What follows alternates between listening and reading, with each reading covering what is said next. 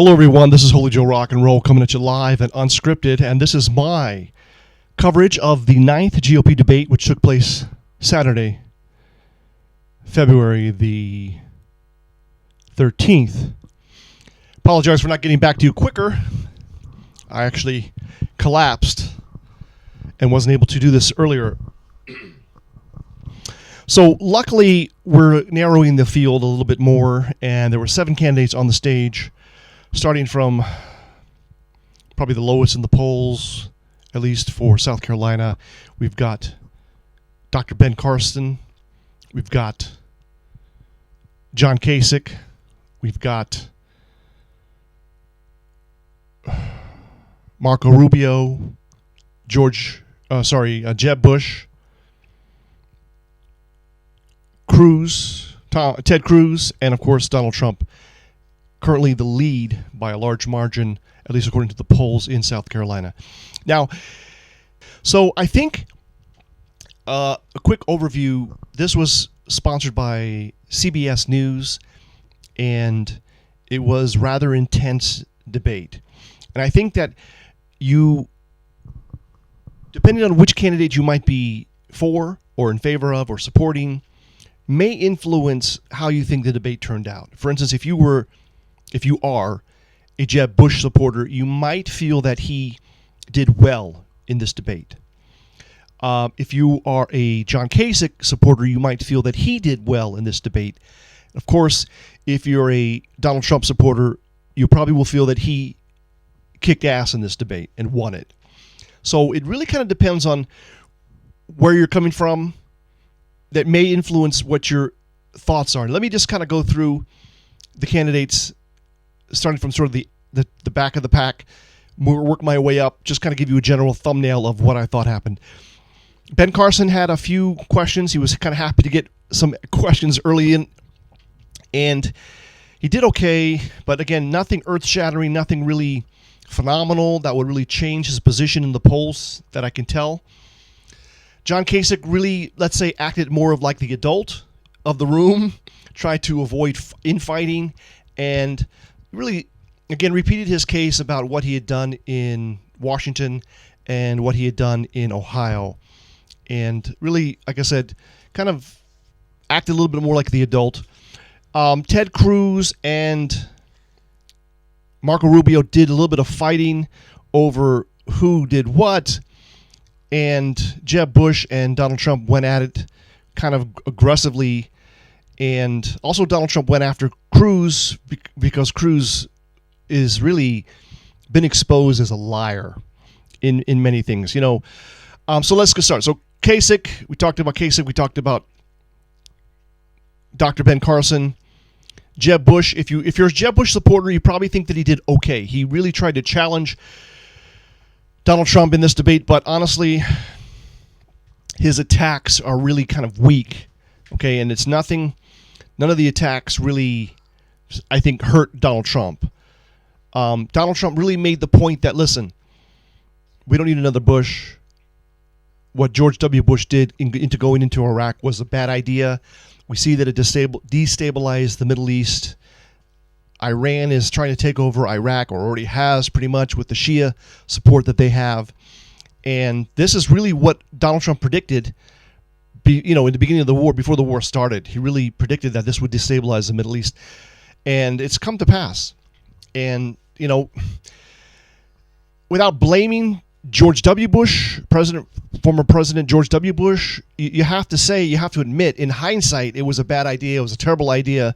It wasn't well planned. Maybe it was good intentions. The weapons, whether you believe there was weapons of mass destruction there or not, let's be honest, it was a bad idea. Okay? We wasted trillions of dollars. What do we get out of it? We got nothing. We destabilized the Middle East. And that's really where Donald Trump is coming from. Really a realistic, conservative policy position. Rubio, he didn't go into any kind of robot mode, although in his clothes it was rather robotic. It just, he does these canned speeches which sound cool, but if you've studied the guy, you know that it's just a canned speech, right? So, not saying he didn't do anything bad per se, but again, if you're supporting Rubio, you might think he did a great job, and that's your opinion. That may be your opinion. Cruz, on the other hand, he kind of was a little bit laid back, although he was fighting with Rubio over who supported immigration, who supported amnesty, who supported a pathway to citizenship. I mean, it was all, as Jeb Bush rightly pointed out, trying to imitate, and he brought up Chris Christie. These guys are just like Senate debate guys fighting over Senate bills that never passed, or that passed but never went anywhere, never passed the Senate completely, right? Never passed Congress. So it's kind of a moot point, who supported what when it didn't pass, although it is important to recognize that both of these senators, in some form or fashion, did support some kind of amnesty for the illegals that are in the country. Now, Kasich, trying to position himself as a compassionate conservative, is saying that, look, the realistic plan is that we let these illegals stay in the country if they have not committed any crimes. And since they've been here, they pay a fine, they pay their back taxes, and they get some kind of legalized work status with no option for citizenship. That's his position. It is a more moderate position versus Trump, who says, listen, they're here illegally, they got to go back and come into the country legally, and we're building the wall. Okay, so that's what was re-emphasized. Now, this was really, in many cases, in many ways, a kind of a knockdown, drag-out ballroom, a bar fight. But again, really nobody changed the outcome, in my opinion. No one really changed the outcome. I mean, Trump, you could tell he was angry, he was aggressive, but I think he was just a little bit angry, let's say. He came across a little bit angry, but not in necessarily a bad way, just in a very assertive way. And the audience, again, stacked against Trump because they're primarily special interest and donors in the audience. I think Trump only had his wife and his son in the audience and really no other supporters. So Trump was booed when he did make some comments that offended the special interest people, which you can expect. But again, it really plays into the sort of populist, anti-establishment strategy, or let's say positioning, that Trump has presented all along. And you can see, I think if you're astute to what's happening, Trump is the only real anti-establishment candidate on the Republican side that is really taking it to the special interest and the moneyed lobbyists that have been controlling the Republican Party for decades, and especially in the last decade, supporting these guys. And even during Barack Obama's presidency, we've brought these Republicans to the House, taken over control of the House, taken over control of the Senate, but the Republicans seem to just roll over for whatever Barack Obama is wanting, right? So they refunded Obamacare, they funded all these things that Republicans say they're going to defund, they funded, especially in this last omnibus bill, budget bill, right? Really, it's not a real budget, it's just an omnibus, which means a temporary continuation bill to continue to fund the government at the levels and that President Obama has requested, without really any fight back or whatever challenge. So this is really highlighting what's happening in the Republican Party. It's all talk, no action, and I think rightly Donald Trump has exposed this. I mean, we already sort of instinctively know it, and that's where the anger is in the Republican primary. These people are angry because, you send Republicans to Congress, they say that they're Tea Party Republicans or they're conservative Republicans, and then they don't do what they say they're going to do. Rubio, case in point. Ted Cruz tries to portray himself as this consistent conservative, but as we've noted, in these clashes, he did support a path to citizenship or some kind of amnesty in one way or the other. Also, Trump rightly brought up the idea of eminent domain. Now, folks, these guys, he's been firing off these negative ads against Trump, saying that Trump was in favor of eminent domain to take over some old lady's house in New Jersey to build a parking lot. And look, the point is he never took the house. The woman refused to be bought out, and the deal didn't happen. So he didn't take anybody's house. But as Donald Trump explained and actually showed the hypocrisy, because it was actually Jeb Bush who was going after him on this in the last debate, is that the Bushes, or at least George W. Bush, used eminent domain to build the stadium, the baseball stadium in Texas that he eventually built.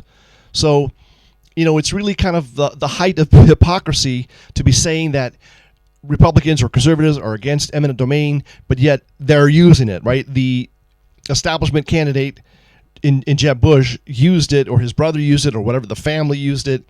And, Trump's been arguing all along. It's, for public good, even if it's a private company, let's say building a pipeline, the pipeline is not a public utility.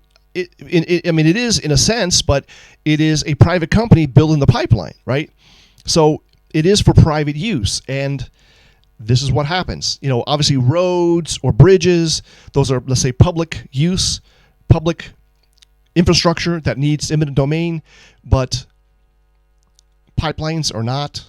And obviously building a stadium, a private stadium, is not, but eminent domain is used. Anyhow, this was really a more raucous debate, I would say. So really, whoever you're backing, you might feel that they won. Kasich did a pretty decent job. His close was, this compassionate, conservative sort of close. It was okay.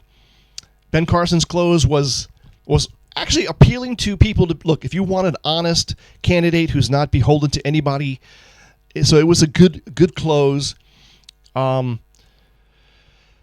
Rubio's close was, it was a canned speech. Well, it was delivered well. Jeb Bush, he stumbled a little bit in the first, let's say, quarter. He a little bit stumbled, but then he got on track. He did okay. It was an okay close. But again, nothing earth-shattering, nothing changing the dynamics of the race. Same thing with Cruz, and Donald Trump closed strong with his key core messages. So, in my opinion, Donald Trump won the debate because he didn't lose the debate. Although I know that there's already pundits out there saying that Donald Trump lost the debate because he lost his cool or appeared to be angry or whatever. But this is part of the appeal of Donald Trump, is that he is not beholden to any of the special interests. He's speaking the truth, and that's one thing that he mentioned. Hey, I'm speaking the truth about you guys. And that really came through loud and clear, I think. So this debate, we're narrowing the field. There's only 7 people on stage. There was a little bit more the ability for more people to speak longer. Maybe not more than 1-minute segments, but because there's less people, there was more rounds, let's say, of questions. And I think overall the questions were fair, but you could tell that because Trump is the leading candidate, there were a lot of sort of gotcha questions trying to, pick on Trump, but I think he acquitted himself quite well. This is Holy Joe Rock and Roll coming at you live and unscripted, and this has been my coverage of the 9th GOP debate. Until next time, peace out. Hello, everybody. It's Holy Joe Rock and Roll, and this is my update on the 9th GOP debate, which happened on Saturday.